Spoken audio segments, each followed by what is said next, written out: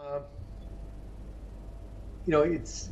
it's hard to really discuss things that are this hilarious.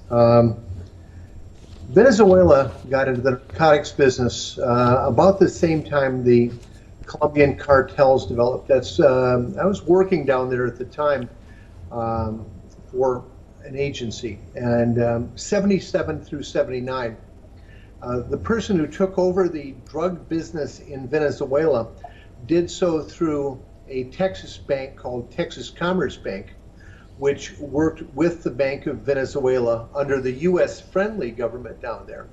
The Bank of Venezuela had an office in Brickell Avenue in Miami, and drugs would go in and out of Colombia, but the banking was all done through Venezuela, through the Bush family.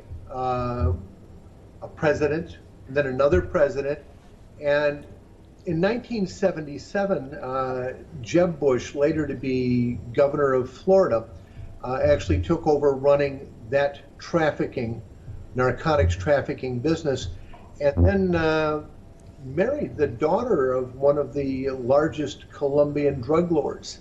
And she later became First Lady of the state of Florida.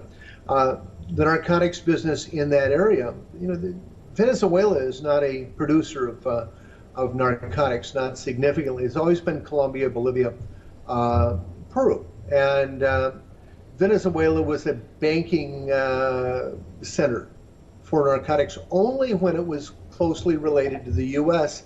and only through the Bush family, who ran the narcotics business out of Colombia, which is now in the hands of other high-ranking GOP officials who are very close to President Trump. So this claim is one that we find fairly humorous, those of us who've worked in the region, who worked, in this case, to stem the narcotics trade down there, because we kept tripping over American presidents, huge American companies, American banks, and under the Reagan administration, of course, Oliver North and the people close to the President of the United States were all, let's say, alleged to be extremely involved in narcotics trafficking out of the area. The only people who weren't involved, Maduro would be one of the few people who wasn't involved.